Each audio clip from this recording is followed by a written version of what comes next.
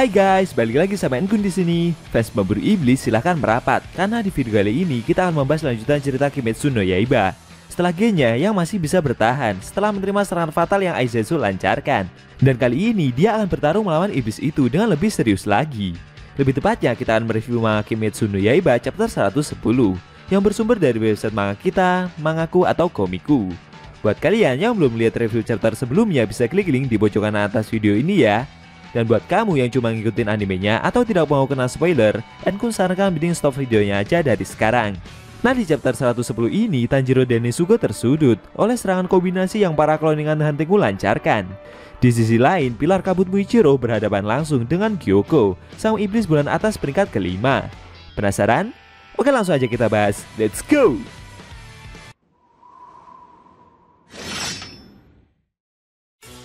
Di awal scene kita diperlihatkan Tanjiro yang masih kesulitan dalam menghadapi serangan dari Urogi.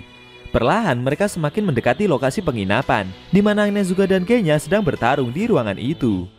Melihat jarak penginapan dengan tempat dia bertarung cukup dekat, Tanjiro berencana menyerang si iblis dan membawanya kembali ke ruangan pertempuran sebelumnya. Dia memperhatikan kemampuan terbang dari Urogi dan membaca arah gerakan yang si iblis lakukan.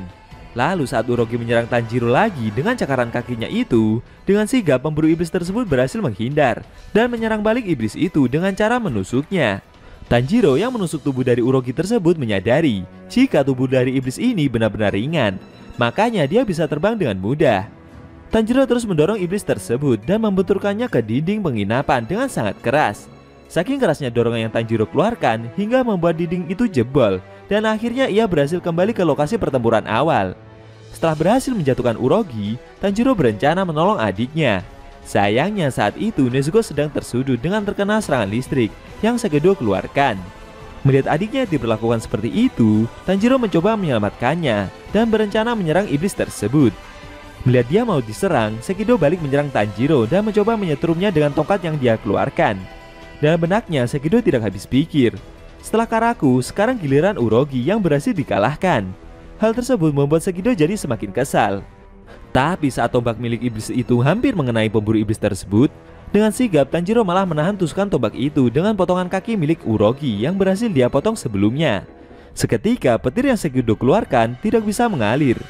Ternyata para cloningan iblis Hantengu tidak dapat menyerang apapun yang mengandung sel di dalam tubuhnya sendiri. Segido terkejut dengan apa yang telah Tanjiro lakukan.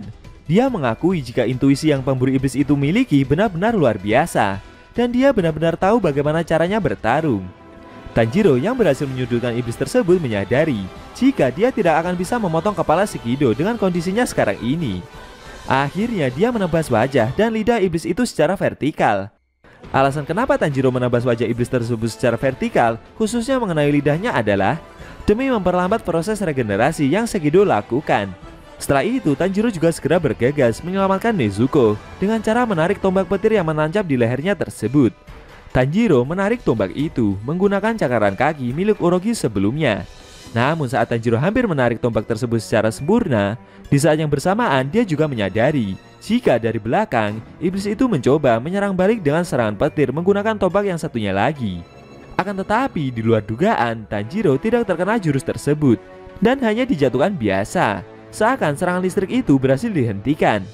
Sambil melihat ke belakang, Tanjiro tidak habis pikir bagaimana bisa sengatan tersebut dapat berhenti bekerja. Ternyata Nezuko telah sadarkan diri dan menahan tombak itu. Lalu dia ganti menyerang Segido dengan membakar si iblis dengan jurus darah miliknya.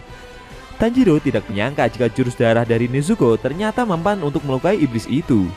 Tapi setelah itu Tanjiro terkejut melihat ada bayangan hitam yang melompat dari balik hutan dan sempat melayang beberapa detik di atas langit. Setelah melihat dengan seksama, ternyata itu adalah Karaku yang telah kembali setelah sebelumnya dia berhasil dihempaskan. Iblis itu bersiap melancarkan hempasan kipasnya ke arah Tanjiro dan Nezuko.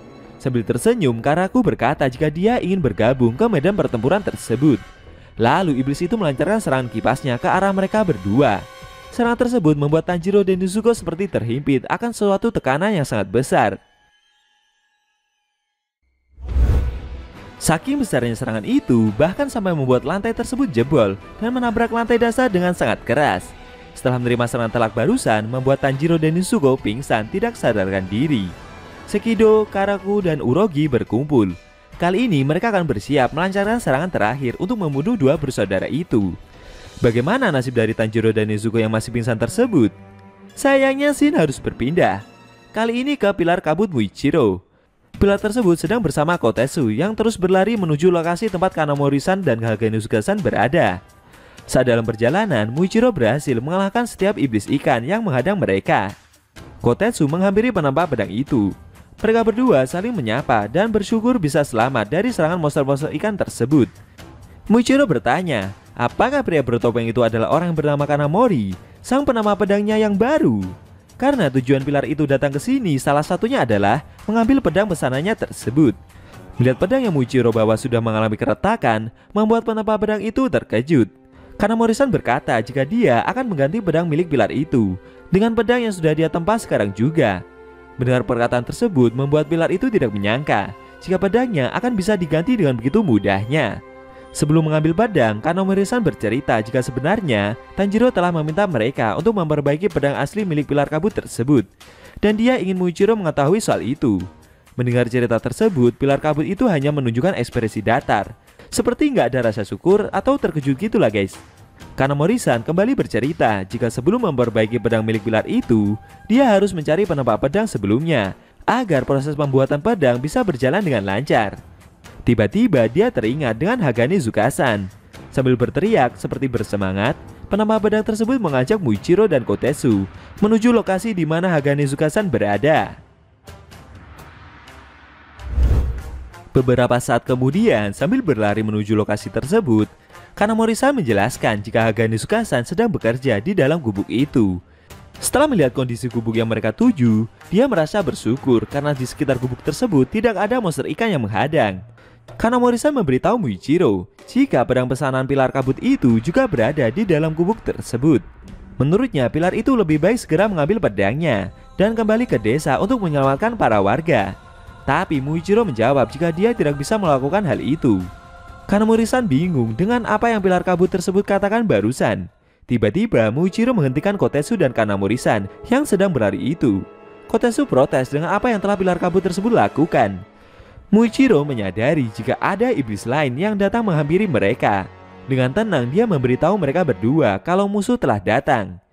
Benar saja, secara tak terduga di depan pintu masuk gubuk itu muncul guci berornamen bunga milik Gyoko, dan perlahan iblis bulan atas peringkat kelima tersebut menampakkan diri. Gyoko tidak menyangka jika pemburu iblis itu menyadari hawa keberadaannya. Dengan kejadian itu, iblis tersebut dapat menyimpulkan jika pemburu iblis yang ada di hadapannya ini adalah seorang pilar. Di sisi lain, Gyoko juga penasaran dengan sesuatu yang berada di dalam gubuk di belakangnya itu. Akhirnya pertempuran puncak antara Muichiro sang pilar kabut melawan Gyoko sang iblis bulan atas peringkat kelima akan segera dimulai. Apakah Muichiro dengan pedang rusaknya itu akan mampu mengalahkan iblis bulan atas tersebut? Lalu bagaimana nasib dari Tanjiro, Nezuko, dan Genya yang masih bertarung di dalam penginapan tadi? Sayang sekali scene cerita manga Kimetsu no Yaiba chapter 110 telah berakhir.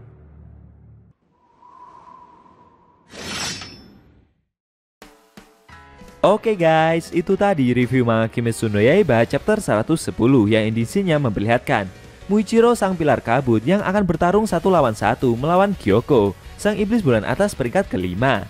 Di sisi lain, Tanjiro dan Nezuko juga dibuat pingsan oleh serangan kombinasi yang para cloningan Hantengu lancarkan. Bagaimana menurut kamu? Jangan lupa tinggalkan komentar kalian ya. Kalau mau nonton review sebelum atau selanjutnya bisa klik link di deskripsi. Linknya udah Mimin taruh di sana kok. Buat kalian yang punya Instagram atau TikTok, jangan lupa follow sosmed Mimin juga ya guys. Oke? Tekan like kalau suka sama video ini dan dislike kalau gak suka. Jika ada kata-kata dari Enku yang kurang pas, Enku mohon maaf dan sampai bertemu di video review manga Kimetsu no Yaiba selanjutnya.